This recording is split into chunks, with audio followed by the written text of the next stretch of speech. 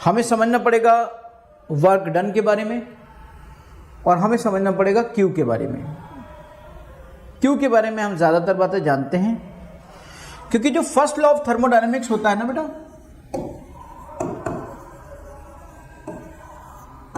First law of thermodynamics होता है, उस फर्स्ट लॉ ऑफ थर्मोडायनेमिक्स के अंदर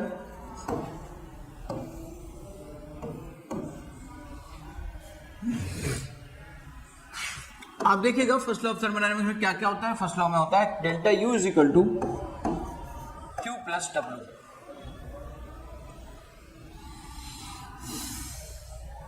तो we have to understand delta U, we have to understand Q and we have to understand W.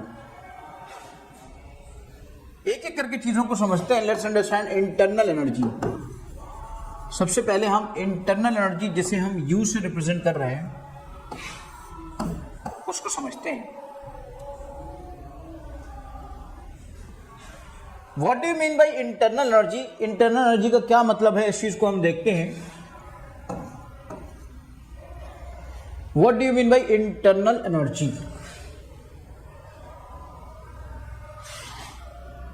देखिए बेटा, actually क्या है ना, ये एक बहुत ही इंट्रिंसिक एनर्जी है। किसी भी उस सब्सटेंस, किसी भी सिस्टम की इंट्रिंसिक एनर्जी को इंटरनल एनर्जी कहते हैं। किसी भी सिस्टम की इंट्रिंसिक एनर्जी को इंटरनल एनर्जी कहते हैं।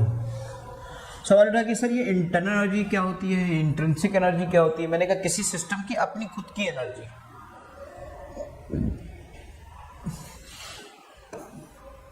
इंट्रिंसिक एनर्जी, मैं एक नया वर्ड यूज कर रहा हूं, intrinsic energy of system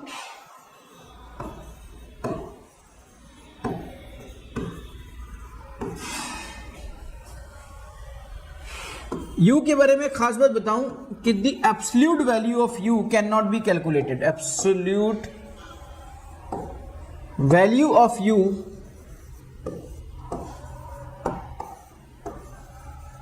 can not be calculated.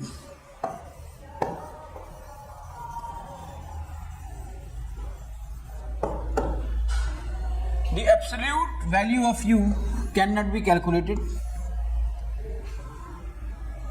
You की एब्सोल्यूट वैल्यू को कैलकुलेट नहीं किया जा सकता, but delta U can be calculated absolutely, can be calculated absolutely. ये बड़ी अच्छी सी बात है।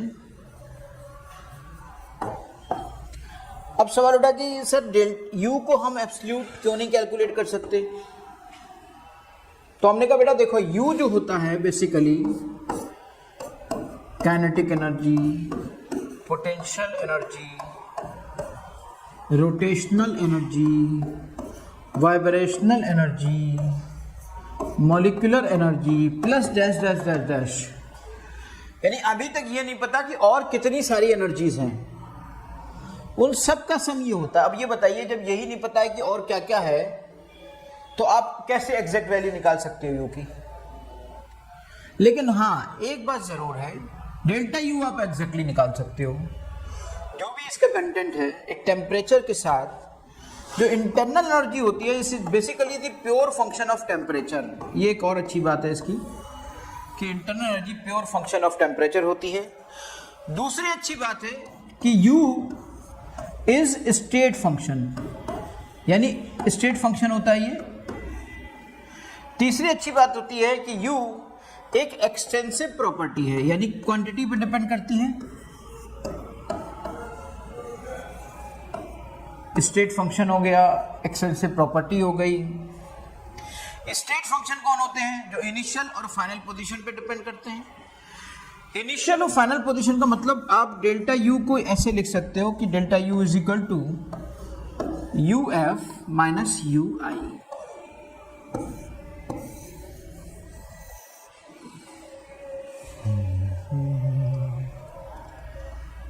तो ये delta U can be calculated absolutely,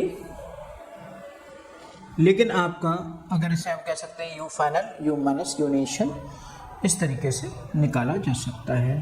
ठीक है,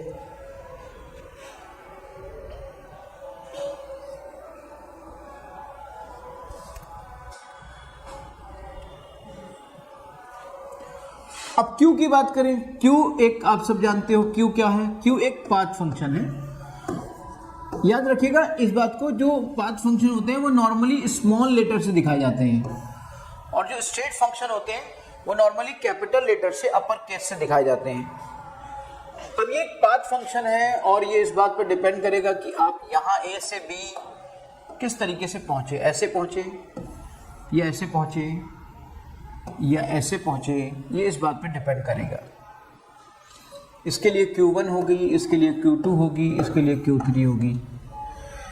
हीट हम सब जानते हैं, इसके बारे में कुछ ज़्यादा बताने की जरूरत नहीं है, बस इतना ज़रूर समझ लो कि हीट जो एब्जॉर्ब होती है, absorb the heat system is absorb by system, chemistry में उसको पॉजिटिव लिया जाता है और हीट रिलीज्ड बाय सिस्टम को यहाँ पर नेगेटिव लिया जाएगा। इस साइन कन्वेंशन का यूज करेंगे आप और इस साइन कन्वेंशन का इस्तेमाल करेंगे। फर्स्ट लॉ ऑफ थर्मोडायनेमिक्स को अब और बेहतर तरीके से समझने के लिए जो मेन बात आ गई, वो मेन बात है वर्क डन। वर्क डन समझते हैं।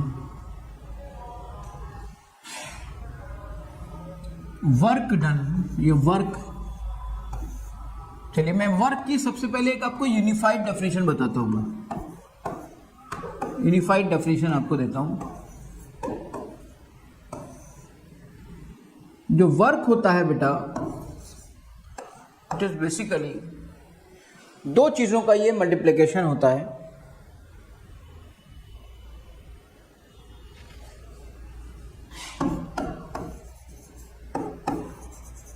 इंटेंसिटी फैक्टर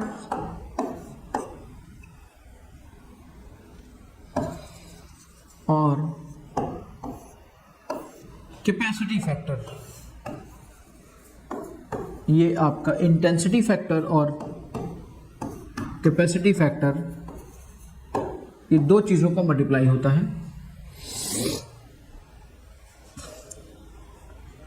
अगर हम थर्मोडायनेमिक्स में बात करें, थर्मोडायनेमिक्स में अब बाकी डिटेल में तो मैं बहुत कुछ कह सकता हूँ, बहुत कुछ बता सकता हूँ, लेकिन उसकी ज़रूरत नहीं है। हम बात कर रहे हैं थर्मोडायनेमिक्स की। थर्मोडायनेमिक्स में बात करें तो इंटेंसिटी फैक्टर यहाँ पर है बेटा प्रेशर और कैपेसिटी फैक्टर है यहाँ पर, कैपेसिटी फैक्टर आपका P है, P इंटू डेल्टा V है और ये आपका वर्क डन है, इंटेंसिटी फैक्टर है।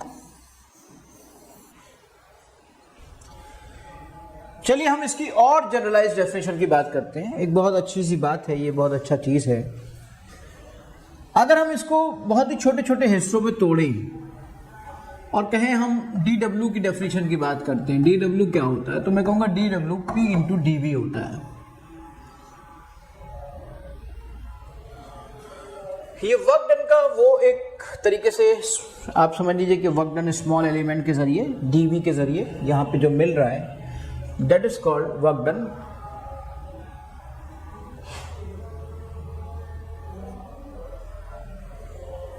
ठीक है बेटा,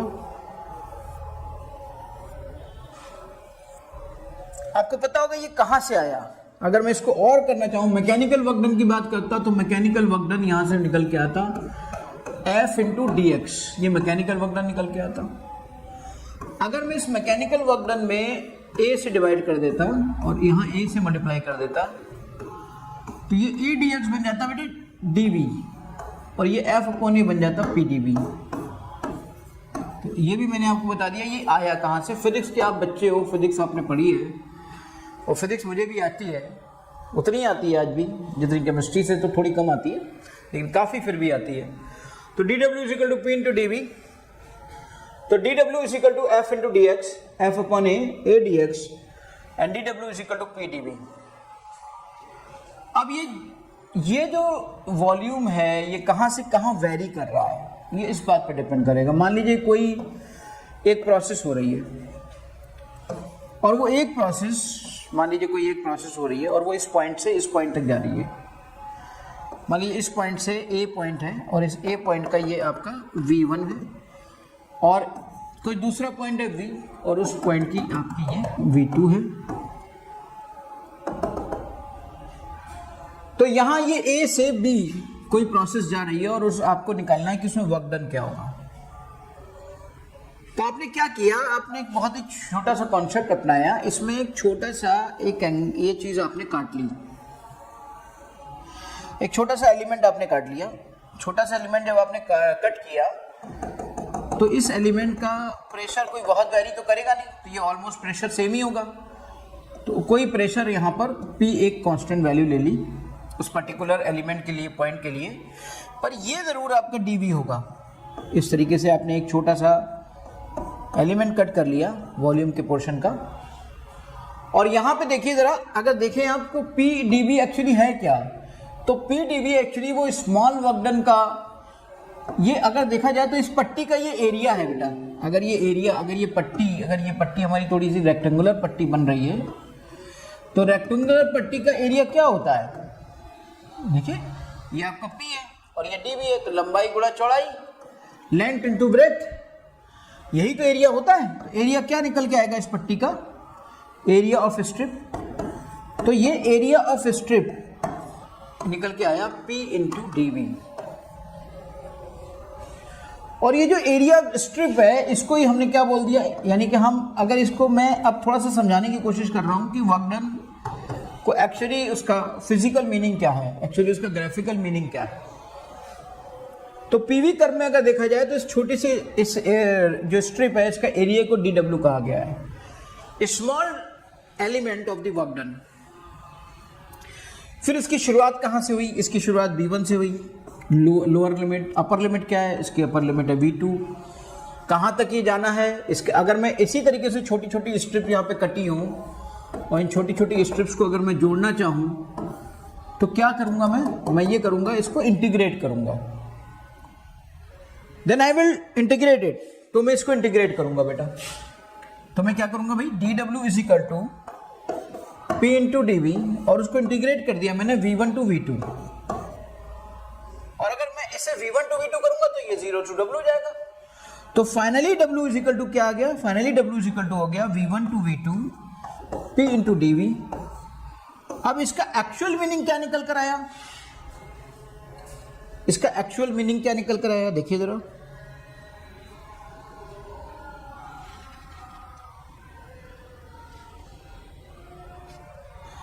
तो ये क्या निकल कर आया एक्चुअली, तो ये तो एक्चुअली यहां से अगर यहां तक आप करोगे तो ये तो पूरा एरिया निकल कर आ गया। अगर सारी स्ट्रिप्स के इंटीग्रेशन का मतलब क्या होता है, सम करना, छोटे छोटे पार्ट्स को, छोटी छोटी पट्टियों को सम करना। तो ये तो पूरा एरिया निकल के आ गया, ये एरिया आ गया पूरा। तो area covered by PV curve, यानी W यहां पे अगर एक्चुअली देखा जाए तो W का मतलब क्या हुआ, area covered by PV curve. ये जो पीवी कर्व था जहां से जहां तक, उसने ही तो जो एरिया कवर्ड किया वही तो area covered by PV curve हो गया। तो मैंने उसका ग्राफिकल मीनिंग भी बता दिया, उसका फिजिकल मीनिंग भी बता दिया। आप समझ गए होंगे शायद इन चीजों को अच्छे तरीके से।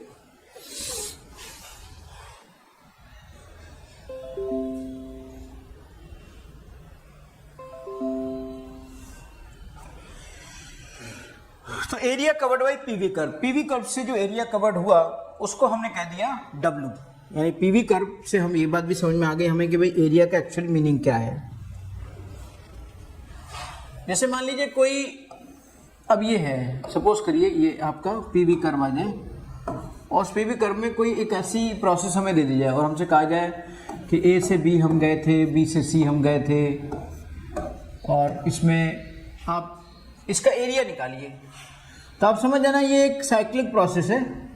तो एरिया जो इसके एनक्लोज्ड बाय पीवी कर्व, तो W क्या होना है, W होना है area enclosed bye PV curve.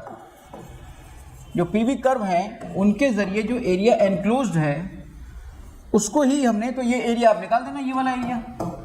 तो ये वाला एरिया जब निकाल दोगे तो ये वर्क डन निकल आएगा। अब चलिए थोड़ा सा साइन कन्वेंशन की बात कर लेते हैं। तो ये आपका एक साइक्लिक प्रोसेस में एरिया, साइक्लिक प्रोसेस है ना ये, तो साइक्लिक प्रोसेस में आपका वर्क डन इस तरीके से निकल आएगा। खैर साइक्लिक प्रोसेस के लिए हम थोड़ी देर बात करेंगे बाद में। वर्क डन की बात आ गई तो वर्क डन का हमने फिजिकल मीनिंग समझ लिया। अब वर्क डन का हम साइन कन्वेंशन समझ लेते हैं जरा। ये बड़ा कंफ्यूजन है भाई, साइन कन्वेंशन क्या होता है वर्क डन का। तो वर्क डन का साइन कन्वेंशन अगर ध्यान से देखा जाए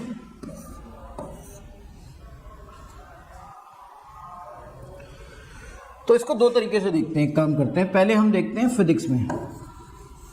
दोनों बातें इसलिए लिखना जरूरी है कि कंफ्यूजन हो जाता है। फिर हम देखते हैं इसको केमिस्ट्री में बेटा।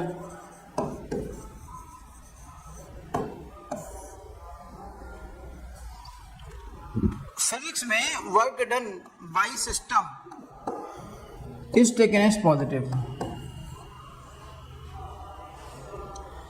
और इसमें work done on system is taken as negative. Chemistry में इसका जस्ट उल्टा होता है बेटा, पानी लेना। केमिस्ट्री में क्या होता है कि work done by system is taken as negative and work done on system is taken as positive। Chemistry में उल्टा हो गया।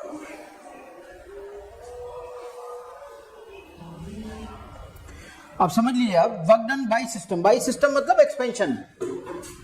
तो इस तरीके से हम इसका मतलब कहीं पर अगर ऐसे ना लिखा हो, एक्सपेंशन में लिखा हो, तो आप ऐसे लिख देना कि एक्सपेंशन में यहां नेगेटिव लिया जाता है और कंप्रेशन में यहां पर पॉजिटिव लिया जाता है। एक वर्ड हम ये भी यूज कर सकते हैं, एक वर्ड हम यहां पर ये भी यूज कर सकते हैं।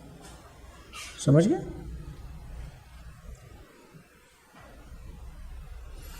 फिर से ध्यान दीजिए, वर्क डन बाय सिस्टम, यहां पर ये लिया जाता है, यहां पर ये लिया जाता है। बाय सिस्टम का मतलब हुआ एक्सपेंशन, ऑन सिस्टम का मतलब हुआ कंप्रेशन। ठीक, अब आप इस बात को समझिए जरा।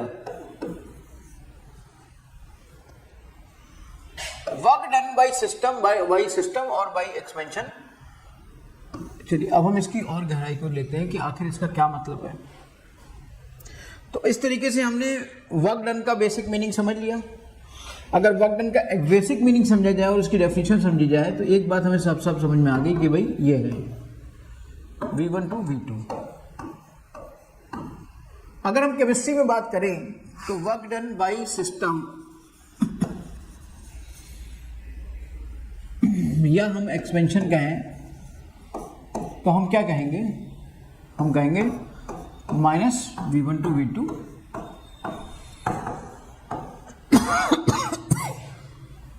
और अगर हम ऑन सिस्टम की बात करें तो ये होगा V1 to V2 PdV।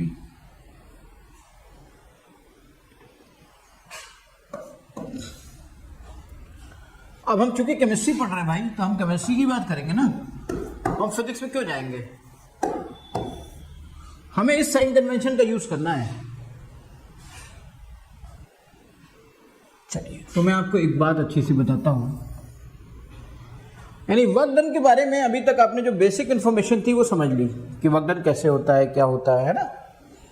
अब हम फर्स्ट लॉ ऑफ थर्मोडायनेमिक्स समझते हैं और फर्स्ट लॉ ऑफ थर्मोडायनेमिक्स समझने के बाद उसकी हर एक बारीकी को समझते हैं कि वो फिजिक्स में कैसे लगता है, केमिस्ट्री में कैसे लगता है, तुम कंफ्यूज कहां होते हो, तुमसे गलती कहां होती है। इसके बाद तुम ये समझना कि ये फर्स्ट लॉ ऑफ थर्मोडायनेमिक्स पर हर प्रोसेस पे फिर हम फर्स्ट लॉ ऑफ थर्मोडायनेमिक्स लगाएंगे और समझेंगे कि हर प्रोसेस पर लगाने पर हमें क्या क्या मिलता है। ठीक है बेटा? क्यू के बारे में भी हम थोड़ा सा इसके बारे में और डिस्कस करेंगे। हाँ, अगर हम फर्स्ट लॉ ऑफ थर्मोडायनेमिक्स को समझने से पहले अभी हमने डब्ल्यू को समझा, लेकिन अगर हम चाहें तो क्यू को भी और अच्छे से समझ सकते हैं। क्यू को मैंने थोड़ा सा बता के छोड़ दिया, मैंने डब्ल्यू को बता दिया। Let's discuss one more time Q. Q को भी थोड़ा सा और डिटेल कर लेते हैं, क्योंकि इसकी डिटेल भी जब हम फर्स्ट लॉ ऑफ थर्मोडायनेमिक्स में लगाएंगे ना तो हमारे काम आएगी। चलिए क्यू को भी समझ लेते हैं भाई, थोड़ा सा और क्यू को मैं बताना चाहता हूं। देखो बेटा, ये जो क्यू होता है ना, क्यू जो क्यू है बेसिकली, ये क्यू की वैल्यू को अगर आप ध्यान से देखोगे तो इस Q की वैल्यू को अगर आप ध्यान से देखोगे तो Q basically is equal to होता है, जैसे कोई किसी का सपोज करो किसी का मास है, तो Q इज इक्वल टू होता है ms डेल्टा T, ये होता है शुरू से। अब आपको एक बात मैं बता दूं कि चाहे आप डेल्टा T ऐसे लिखो, चाहे आप डेल्टा T ऐसे लिखो, डिफरेंस जो होता है चाहे डिग्री सेंटीग्रेड का हो और चाहे केल्विन का हो, दोनों का बराबर होता है। छोटे से डिग्री सेंटीग्रेड को दिखाते हैं और बड़े से इसको दिखाते हैं। ठीक, अब जरा समझिए इस बात को। Q बराबर है ms डेल्टा T। ठीक, m क्या है? m मास है किसी सब्सटेंस का, s क्या है? स्पेसिफिक हीट है, स्पेसिफिक हीट है। इसको थोड़ा सा मैं और अच्छे से बताना चाहूंगा। ये आपका स्पेसिफिक हीट है, Q बराबर ms डेल्टा T। अब Q बराबर आपका ms डेल्टा T है, और अगर आप यहां पर इस मास को मॉलिक्यूलर वेट से डिवाइड कर लेते हो और ये आपका मॉलिक्यूलर वेट से मल्टीप्लाई कर लेते हो, तो एक ही बात होगी, कोई फर्क तो नहीं पड़ेगा? नहीं। तो बेटा ये हो जाएगी आपकी, देखो इसको weight upon molecular weight, number of moles बन जाएंगे। और बेटा ये क्या बन जाएगी? m मॉलिक्यूलर मास और ये molar capacity C into delta T।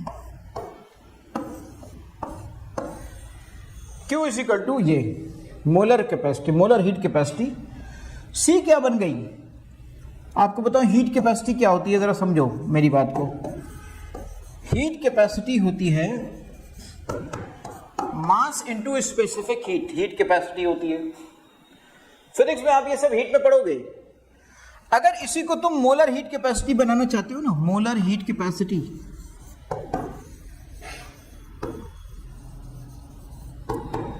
तो ये बन जाएगी, अगर तुम इसके मॉलिक्यूलर वेट से मल्टीप्लाई कर दो और स्पेसिफिक हीट से कर दो, तो ये मोलर हीट कैपेसिटी बन जाएगी।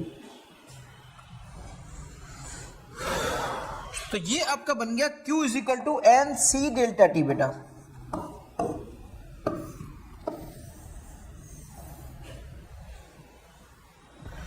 where C is the molar heat capacity for the gases, for the liquid and for the solids। Solid और लिक्विड के लिए C की वैल्यू C होती है, सॉलिड और लिक्विड के लिए, फॉर सॉलिड एंड लिक्विड आपका C ही C होता है। लेकिन फॉर गैसेस, हम गैसेस की बात अगर करें किसी सिस्टम में, तो C दो पार्ट में बढ़ जाता है, यानी एक बन जाता है Cp और एक बन जाता है Cv। तो इस Cp को कहते हैं molar heat capacity eight constant pressure, molar heat capacity eight constant pressure. और Cv को हम कहते हैं molar heat capacity at constant volume. तो आप समझ गए होंगे कि अब कहां से मैं कहां पहुंचा। तो अगर मुझे हीट एट QP यानी at pressure, at constant pressure, heat given और टेकन, और Q ऐसे रिप्रेजेंट करिए, Q स्मॉल में दिखाते हैं, हीट गिवन और taken at constant pressure will be is equal to, QP will be is equal to NCP delta T, and at constant volume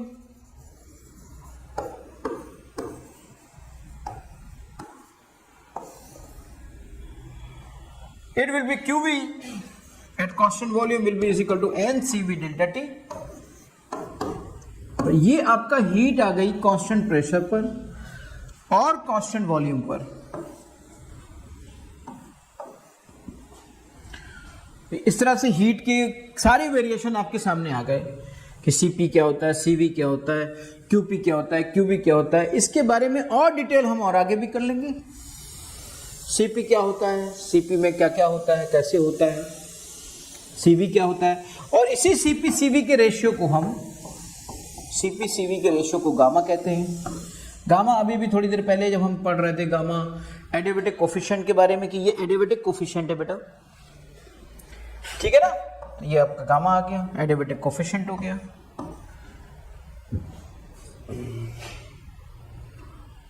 CP CV के बारे में, फर्स्ट लॉ ऑफ थर्मोडायनेमिक्स के बारे में थोड़ा सा हम और डिस्कस कर सकते हैं। सीपी इज इक्वल टू होता है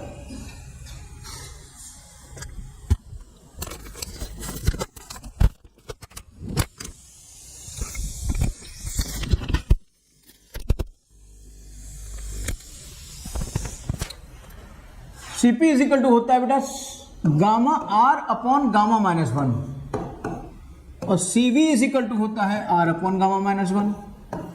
तो अगर Cp Cv की वैल्यू तुम्हें यहां से निकालनी है तो तुम ऐसे निकाल सकते हो, और गामा की वैल्यू आपके सामने आ ही जाएगी। फिर ये गामा इज इक्वल टू क्या हो जाएगा, है ना। अच्छा, अब डिग्री ऑफ फ्रीडम के साथ अगर तुम गामा को रिलेट करना चाहते हो तो ये होता है gamma is equal to 1+2/f। सवाल उठाइए f क्या है, ये f है डिग्री ऑफ फ्रीडम।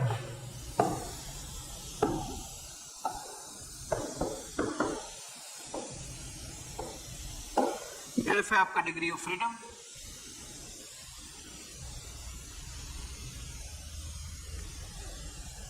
चलिए, अब डिग्री ऑफ फ्रीडम और बाकी चीजों का डिस्कशन भी अब हम लोग थोड़ी देर बात करेंगे, ठीक है बेटा। और इसी से रिलेटेड अब मोनोएटमिक गैस हो सकती है, डायटमिक गैस हो सकती है, पॉलीएटमिक गैस हो सकती है, उसके लिए डिग्री ऑफ फ्रीडम क्या होगा, उस पर सीपीसीवी क्या होगा, ये हम पूरा इसलिए पहले समझ रहे हैं ताकि हम जब फर्स्ट लॉ ऑफ थर्मोडायनेमिक्स पढ़ें तो उस पर ये सब कुछ लगा पाए। अब मैं आपको बताऊं, अगर आप चाहते हो तो यही बता भी दें, मसला नहीं है। अगर आप यहां पर देखो कि डिग्री ऑफ फ्रीडम की वैल्यू होती है 3 फॉर मोनोएटमिक गैस के लिए, मोनोएटमिक गैस के लिए इसकी वैल्यू होती है 5 फॉर डायटमिक गैस के लिए,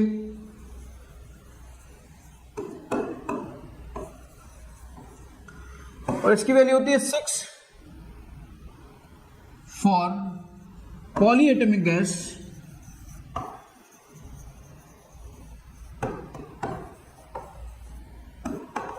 नॉन लीनियर स्ट्रक्चर के लिए। और यही वैल्यू बेटा कभी रेयर होती है, 7 हो सकती है, लेकिन पॉलीएटमिक के लिए, लीनियर स्ट्रक्चर के लिए, पॉलीएटमिक में लीनियर स्ट्रक्चर के लिए, चलिए ये चीजें ही कॉमन होती हैं, यही कॉमन है। ये तो बहुत ही रेयर है, इसको तो कभी लेते नहीं है, इसी को नॉर्मली लेते हैं, या तो इसको लेते हैं या इसको लेते हैं।